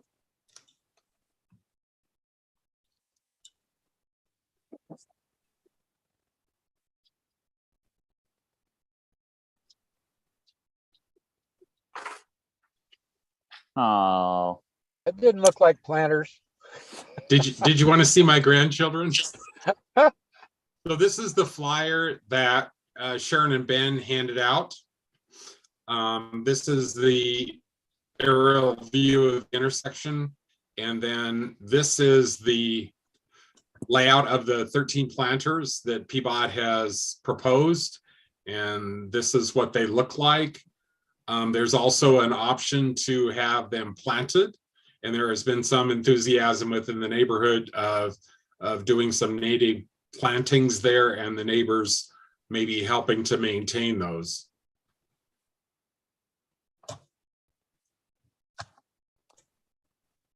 thank you, Kelly. And I suggest just leave that up for a minute here, and then Susan, why don't you jump in? Sure, I've just got a couple of things that I'd like to say about that intersection. First of all, if we as a neighborhood had been involved in the Safe Streets to School project, the neighborhood would have been able to say, you don't need an eyesore like this at that particular intersection. You could just direct the kids down Brzee. The kids would go down Brzee. You could probably put in a crosswalk at 60th, and then Brzee dead ends at 59th, at which point the kids just turn left and they're at the crosswalk to the school. That would get them right off of Sacramento. They could go down Brzee, which is an even quieter street. So that's one part of it that was absolutely unnecessary if we'd been involved up front. The second thing that I'd like to say is when we're talking about planters, we need to remember that those planters are bright yellow, and they also include signage. And whether the signage is in every planter, I don't know. There's also been discussion about putting planters, or excuse me, putting the signage on either side of the street. That still impedes the view. So I don't think there's any signage in any of these planters, Susan. Okay. I mean, I can confirm that with Scott, but I don't have any memory of any signage being proposed for those. Okay, and what about signage on either side of Sacramento? I just think it would be good to clarify that before any decision or recommendation is made. Maybe Ben knows the answer to that. And before you jump in, are there any stop signs at this intersection? Yes, there are two. Because they would almost have to be in the planters if you're coming off of either 64th or off of Brazee. I don't know. Or I would think that the stop signs would remain the same. They're just taking out the candlesticks and putting in these 13 planters on top of the painting that's already in place. So I would assume the stop signs remain in the exact same place.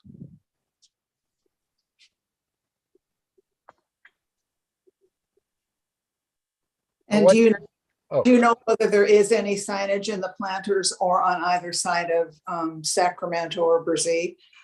I haven't seen anything that showed any additional signage. We were given the option to choose the format. So the planter could either be upside down, so they look just like the ones that are out there today that have the signs bolted on top. So you could have a flat little thing, or it could be upside down. It could be full of gravel, or it could be upside down and gravel and dirt. And those were, I think, the only options we had. And what's your take on it, Ben? Is this better, or is this better than what's there now, or not? I mean, so it's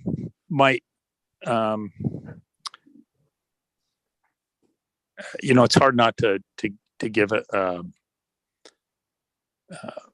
my narrative on how much I hate it. Because again, Scott Cohen and I were emailing back and forth today. The traffic has not changed at all. People are going as fast as they ever went.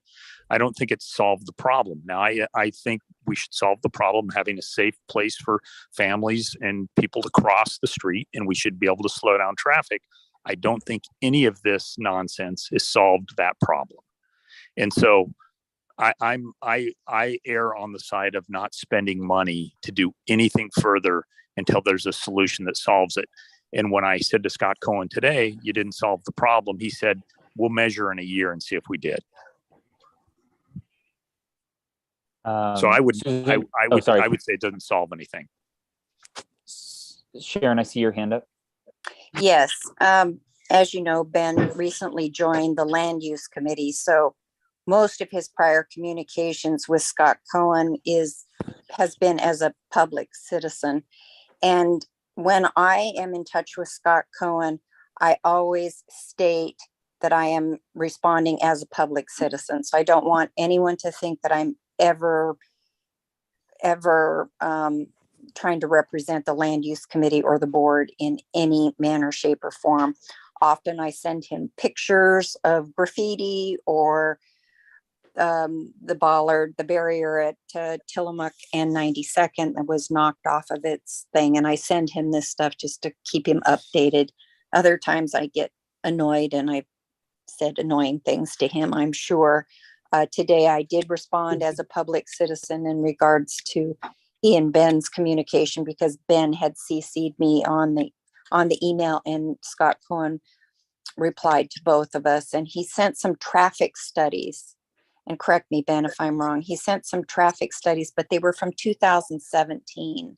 And my comment to him was, those are old. By this time, 5 years, and also post-pandemic, pandemic and post-pandemic era, things are very different, as well as road rage.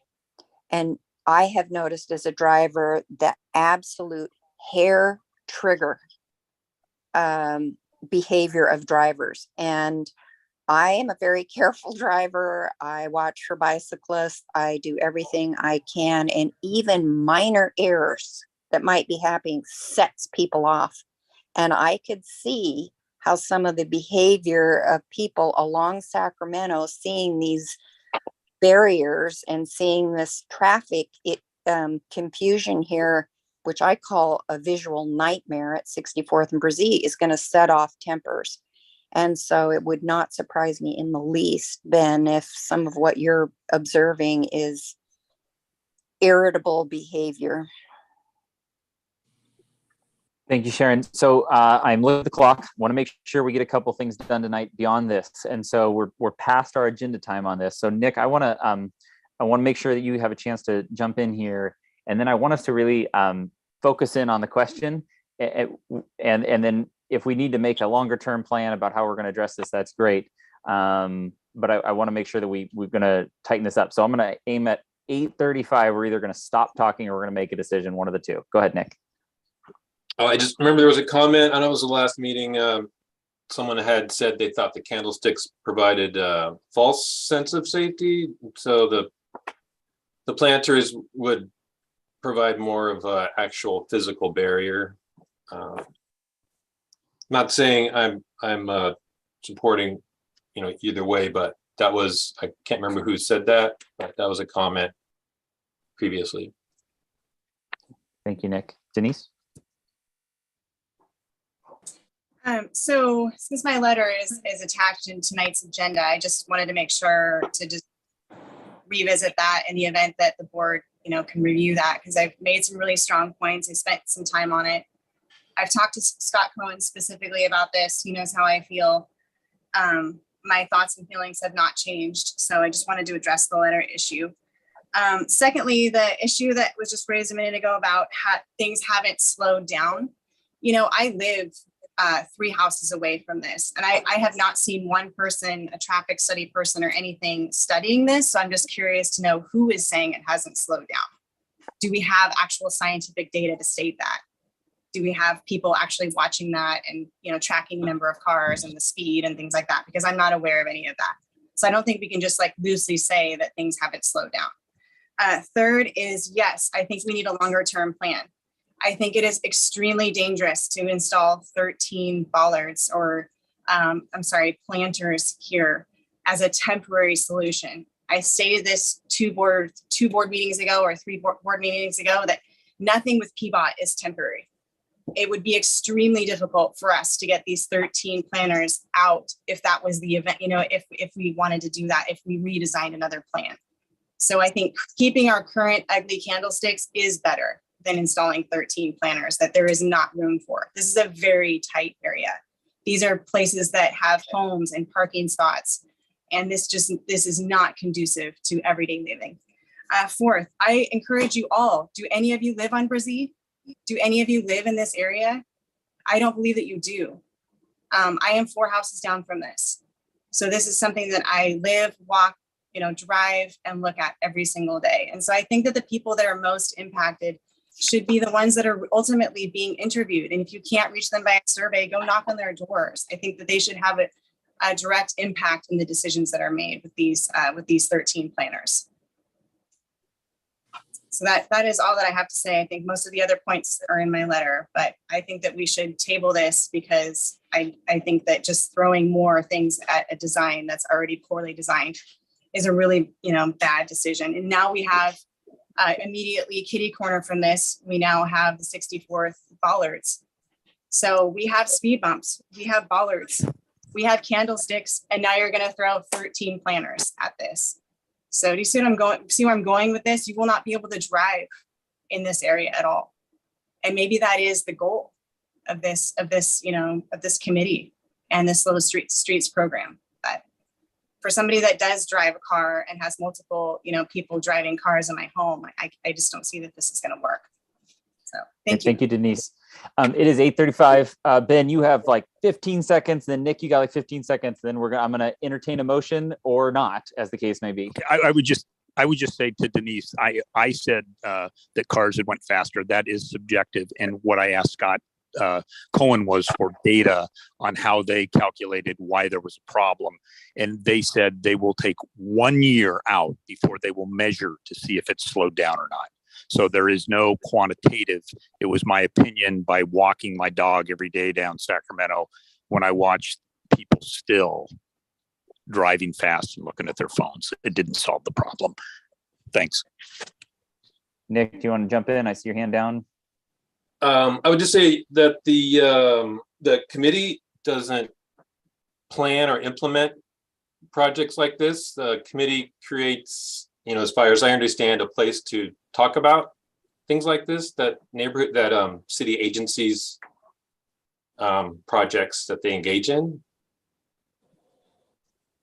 I don't know if that makes any sense, but the neighborhood association committee is not creating these projects.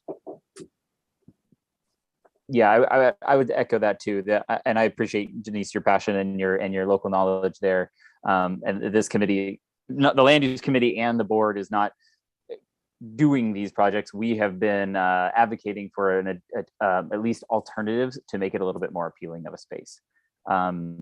Okay, I have violated my 8:35 time limit because I really want to make sure we hit these other things. So I'm going to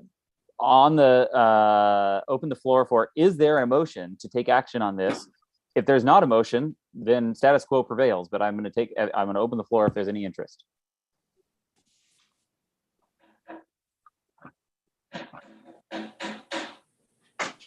Okay, so without a motion, the status quo will be what it is.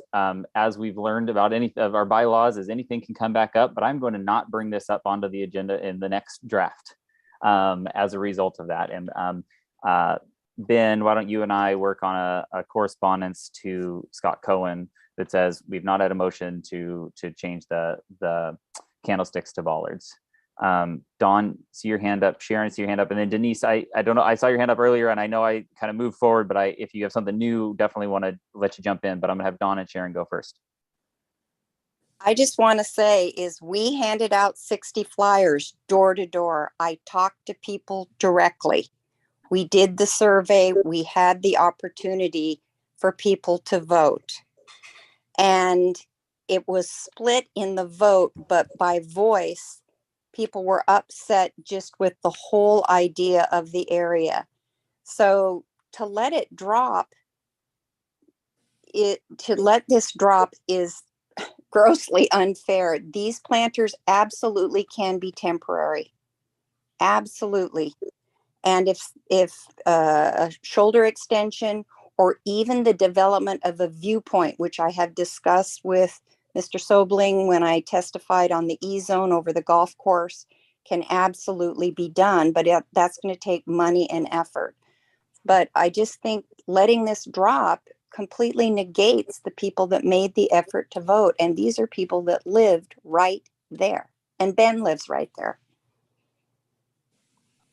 I'm just not sure I'm understanding what you're advocating for, Sharon, because I think a motion should be put forth and seconded, and people should vote on this. The people spoke. We gave them every opportunity to speak,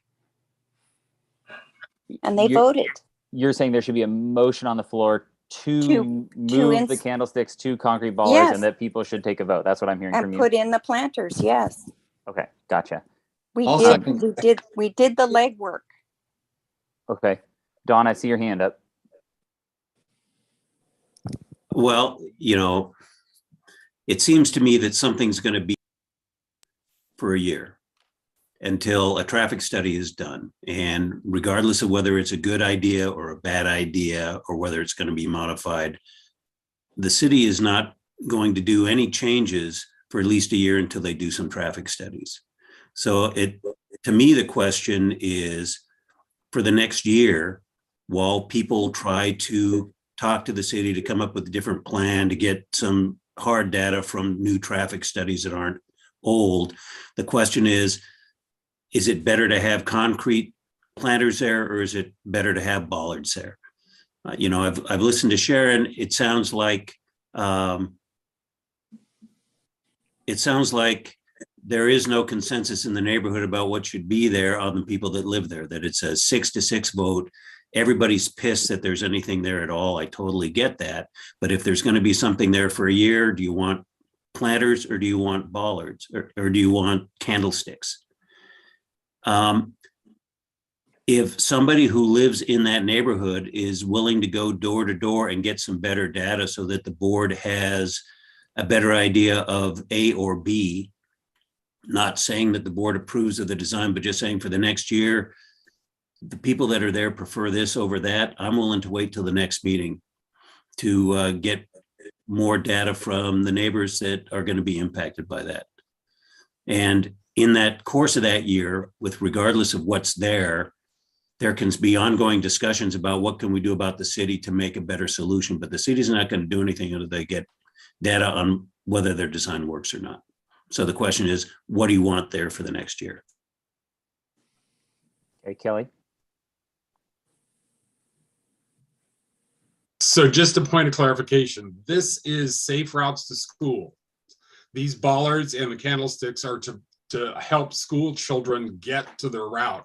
It's not going to be studied by Scott in a year. This is all about the crosswalk and the intersection and what PBOT is determined to make kids safe as they walk to school. So Scott isn't going to revisit this in a year. This is their solution to make a safe route for kids to get to school. What I thought I heard said was that in a year, they will be able to review traffic patterns to see if this solution has had its intended effect. Not They the will- crosswalk. Not for the crosswalk. This is for the slow streets. So the crosswalk that is at 62nd and on the bollard at 64th, that is what they're going to assess as to whether or not that has slowed the traffic. They're two different projects. What we're talking about right now is the Safe Routes to School project. Ian. Oh, I was just offering to second Sharon's motion to recommend to PBOT a replacement of the candlesticks with planters at 64th and Brizzy. So I'll second that. Just as a point of clarification, since Sharon's not on the board, someone will actually have to make that motion. I'll make that. Okay, so I have a motion on the floor to recommend to PBOT from Ian to recommend to PBOT that the candlesticks be replaced with the bollards. Or planters. Or planters, excuse me, because that was one of our choices. So planters.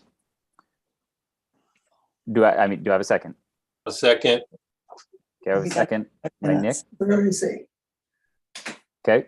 Ian, are you ready for a roll call or not a roll call per vote? Yep.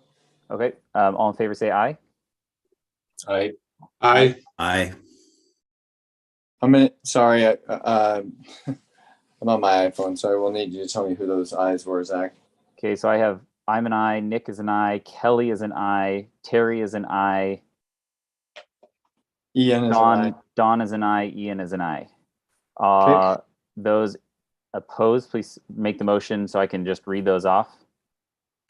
So I have Richard as a no. I have Andrew as a no. Okay, and then any abstentions?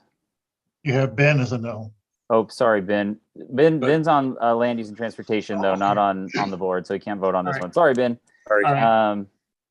Any abstentions? Beth is an abstention. Andrew, I'm sorry, I didn't get your vote one way or the other. What did you do? I was a nay. Oh, sorry. So nays were Richard, Andrew. Got it. You got those? Yep. All right. So motion passes, which means that the board will communicate with Portland Bureau of Transportation to make that change to install planters instead of the candlesticks. And then as a board, I think we need to come together with recruiting folks to figure out what those plantings are going to be. And one of the ideas that was brought forward was native plants and making sure that goes in as well. Terry? Yeah, I just had one suggestion here. I was really troubled. I didn't know which way to vote, to be honest with you. I don't like the plastic candlesticks, but I'm just thinking that maybe we can, before we send a letter in, we can throw this to the Land Use and Transportation Committee and maybe come up with just a little bit of a less intrusive design for this. Put our heads together. I mean, this takes up a huge amount of pavement out there, and can we come up with a design that maybe doesn't have 13 planters, and maybe a compressed design or something that's a little bit better, a realignment of the crosswalk so that it just quite isn't as intrusive as it is now. I mean, that's my thought, because I want to support the people that live on the street, but I don't see that I can do that when we have the division that we have on the street. So that's So where I'm coming from. I appreciate the recommendation. So the motion that passed would send that we recommend that they make that change. So I would need to take another motion that makes an amendment to that says, before we send that letter, we're going to go to land use and transportation and we're going to have a conversation about a design that cleans it up in a Yeah, different way. okay, I'll make that motion Okay, so I have a motion. as you stated it. Can we make a friendly amendment to maintain the motion that passed, but pursue what Terry's talking about as part of the recommendation to Peabody? Yeah, that was the idea. That was the Okay. idea. That was the concept I was working for. So I have a motion to make a friendly amendment that we, before sending this letter, we're going to go to land use and transportation. Kelly, you can put this on the agenda if it passes, where we will do some creative thinking around what that space could look like. So it's not what the current plan is. Do I have a second for that friendly amendment? Oh, okay. I hear a second from Nick. I see Kelly wanting to say something, and then I see Don's hand up. So Kelly, why don't you jump in? I don't see us as having the expertise to design this intersection. I mean, Peabody are the people that have designed this intersection as a safe route to school.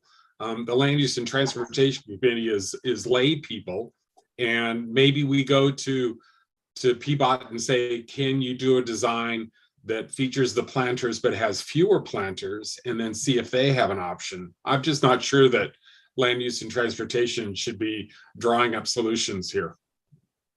Kelly, I'm thinking of maybe a little bit of a realignment of the crosswalk so that it doesn't come across the way it comes across now. Maybe you get on the sidewalk and you go a little bit further on Brzee before you have a crosswalk. You won't need as many planters. I mean, that's kind of my thinking. It's just a kind of an adjustment here. And if we can't do it at the land use and transportation meeting with all of our heads together, then the letter goes through. Okay, Don? That wasn't the friendly amendment that I heard. The friendly amendment that I heard was to vote to replace the candlesticks with planters and continue discussions with the city to see if another design change might be preferable to that. Not to wait and to send a letter until the land use committee talks to the city about changing things. And Terry, I'm happy to have you clarify, but I think what I heard from Terry was that actually the friendly amendment is before sending that letter, the Land Use and Transportation Committee has a conversation around adjustments or reaching out to PBOT to make adjustments. Am I capturing that correctly, Terry? That was my intent. Okay. was to try to maybe talk this thing through and get the neighbors to agree maybe on something that's better than either candlesticks or planters as it looks now. That's kind of my thinking. I want to support the people that live there. Yeah, I heard that, Terry, but that's not what I heard from Ian in accepting the friendly amendment. Ian, you want to make sure we're on the same page here? Well, what I had originally heard from Terry is sort of revisit the motion we had just made. So I just wanted to be clear that, that motion passed. We are going to recommend something to PBOT. Separate from that, we can have the conversation, whatever form it takes, right? It could be a part of the letter is that recommendation. It could be more developed than that if Terry or others have specific knowledge, because I definitely heard Kelly's comments there. So I just want to make sure that we are clear that, the body has passed the recommendation to replace candlesticks with planters, and then to the extent we want to do some further work on that, we can. So I don't have a strong opinion about the process steps there. So I would just ask if Terry can sort of restate the. I think I heard from Terry is that he would like, before the friendly amendment that if you would accept it, is that we would, before sending the letter, have one more work session as a group. And that may be not fruitful. We recognize that, or we may be just saying we need to go to PBOT.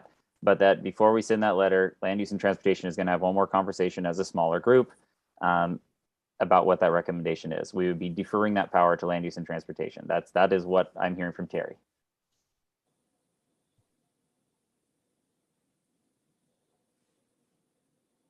Okay, Susan, your hand's up. Oop, you're muted. If what we're wanting to do is to make sure that our neighborhood kids have a safe route to school, the simplest solution is to maintain that crosswalk at 64th and send the kids down Brzee. And they go down Brzee. It's a very quiet street.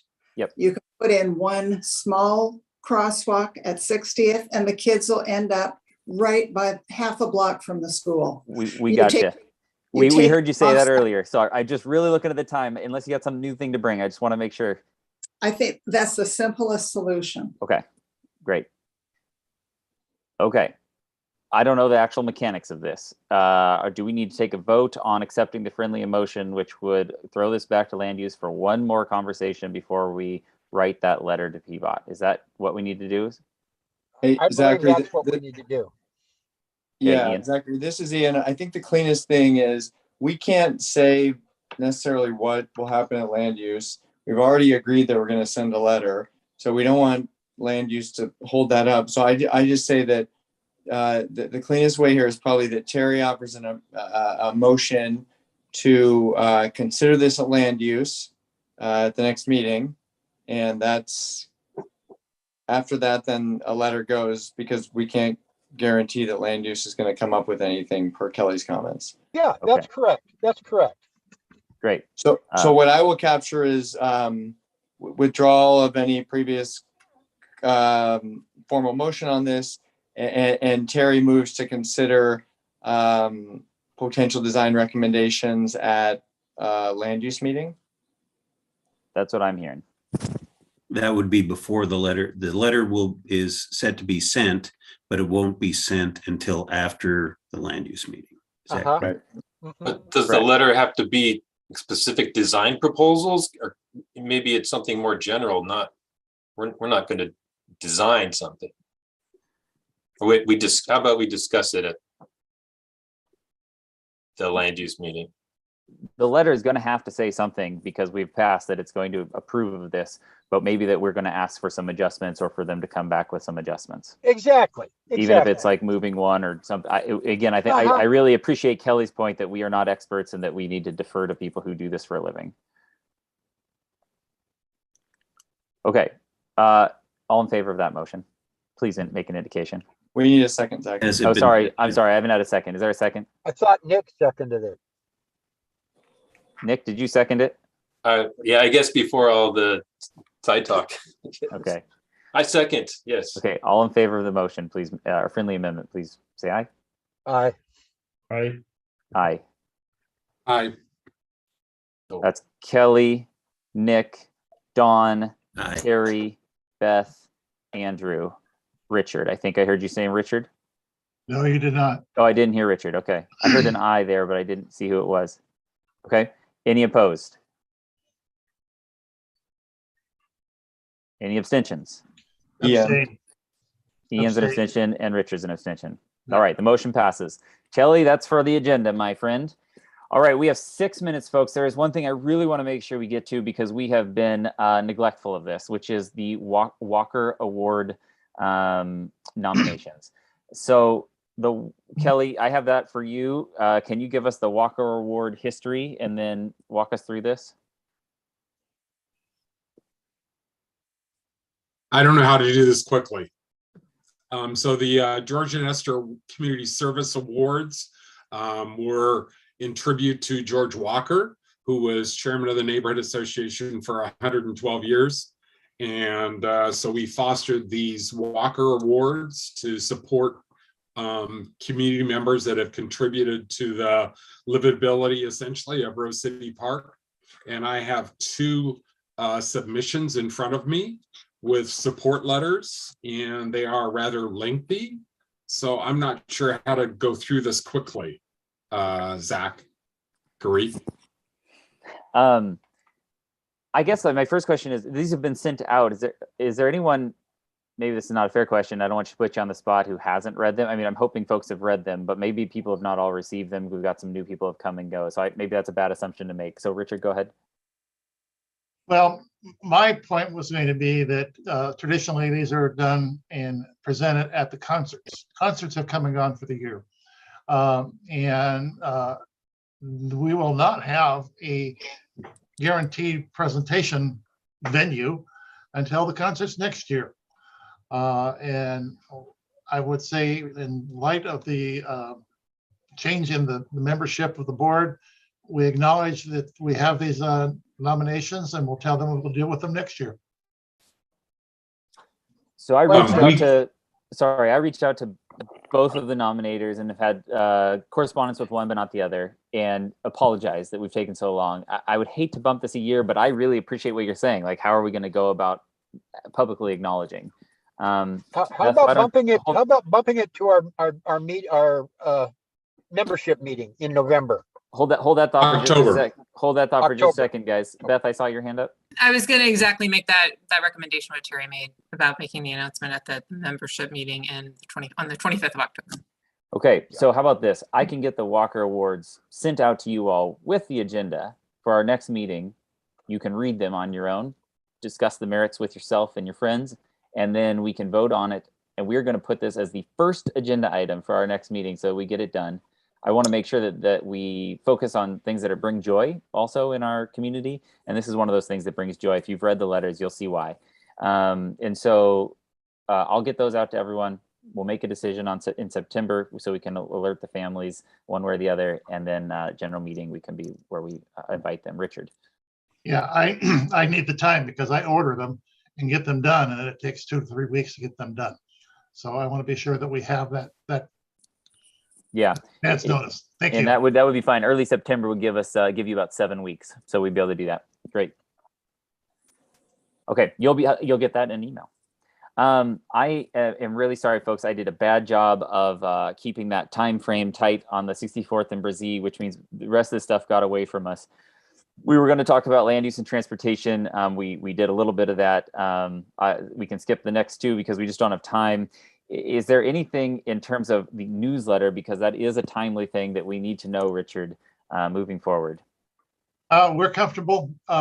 We just need to have everybody get their stuff together by September the 11th. So we've got time. That's the next deadline. There's nothing in the summertime. So communications has gotten together and look at that. We're also looking at the community partners on who's going to be with us this year. And we're investigating that. And we're probably looking for a new advertising director too, because Jennifer is no longer on the board.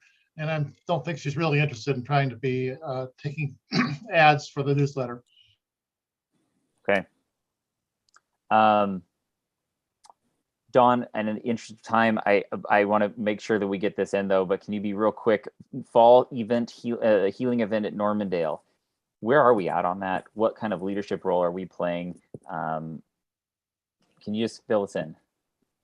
I created a document in the document packet for the board to read. This has gone from initially something that Tamara had thought about to have a reconciliation healing event in response to the shooting in February at Normandale Park. I've done, originally we were thinking about creating a mural on one of the walls of the shelter in Normandale Park, along with a bronze plaque, and an event that would be hopefully planned along with multiple interested stakeholders. I talked to Sue Pack at Parks, found out that they were originally going to they were in talks with the Knightley family about creating a mural. Those talks have failed. There's no current process to do that. So that's not going to happen. We did talk about a couple of alternatives. If Rose City Park neighborhood wants to go forward with some sort of event and some sort of, while we can't put murals in the park, there is a process to put them on private property. And there's a couple, I just went looking around the park. There's a couple of places that could be a possibility. Also, PBOT has a program to work to put art in the street. if there's some interest in that. We do have some funding to help with that.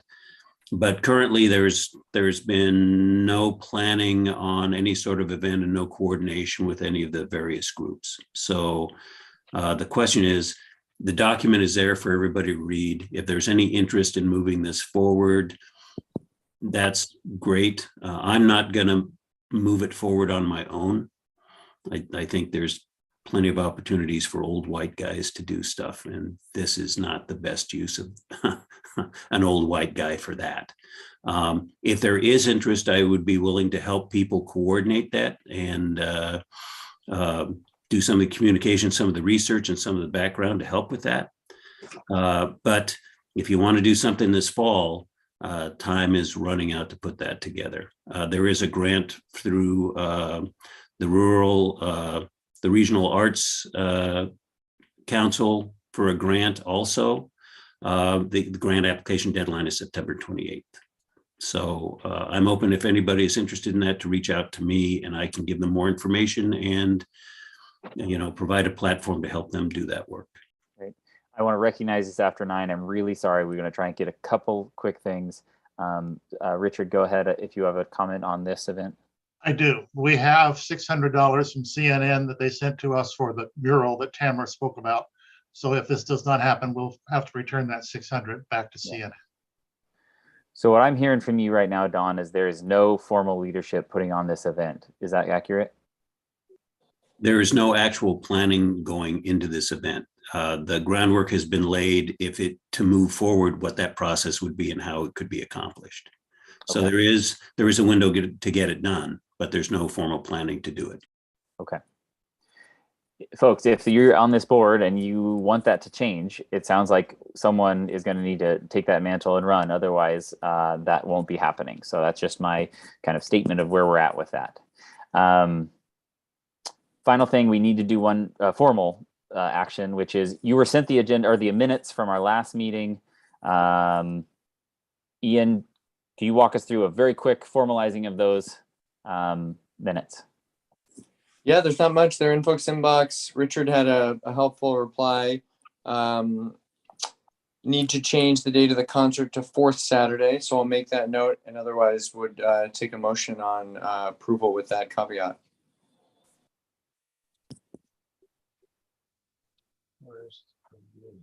I would move to accept the minutes as amended.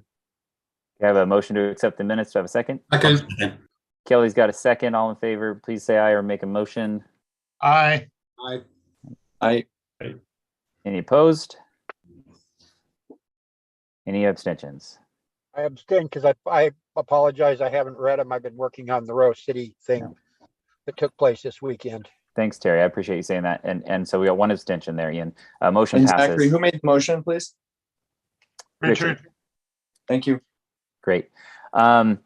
Sharon, I see your note. Anything to say on 57th and Alameda? There's probably lots to say, actually, to be honest. And you and I have talked about this at Land Use and Transportation. We are past time. We spent an hour on land use stuff, so we are going to not be able to do that tonight. We're all tired and it's late. And we can bring that up at Land Use and Transportation if we want to take action and or at this meeting next month. I'm sorry, the only reason I said that is there was someone here who's been waiting patiently throughout the meeting, Jules Fedota, who that was her subject. I am so sorry, Jules. I want to honor that. Do you have something to throw in for us to have, at least in our knowledge now? Thank you, Sharon. I think basically just kind of in the overall general, in the spirit of being deliberate, let's just wait it out, get a little more information and not make a snap decision. I think there's way too much information that is unknown to do anything, and just listening to the consternation that's happening with the previous subject, I just think that needs to be tabled for we don't have even close to the amount of information we need to do anything or make any suggestions one way or another. All right. Thank you, Jules. I apologize, and please do in the future just raise your hand and poke me and tell me to consider a move up. Okay, so thank you. So Zach, we should just tell Jules that Peabody is going to complete construction this summer. of that on a temporary basis. So the horse is out of the stable and Peabod's going to do their thing at that intersection. Yeah, no, I knew that already. I think it's more, talking to the people around, like kind of back to my original conversation at the beginning. Like, I'm pretty sure most people that are going to be affected have no idea. And so for Peabody to be acting so erratically is, I mean, it's a different conversation, but I think I'm in the know only because I live right here, but talking to the other people that are affected, they have no idea. So yes, it's out of the barn and it's going to happen, but I think we just need more information. That's all. Okay. And thank you for being here, Jules. Folks, it's 9:06. I'm really sorry. Can I entertain a motion? So moved. Motion to what? Second. To adjourn. Thank you. Kelly's seconding. All in favor?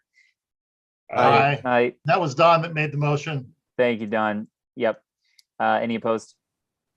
Hey, folks, thank you so much. It's nice to see you. It's nice to see some smiles. And I know it's not an easy conversation at 64th and Brizzy, but I also appreciate the positivity and the conversations around some of the other topics tonight. So it's just nice to see that too. Thanks for being here. Have a great night. Be well. Aye. Good night. At all. Thanks, Zachary.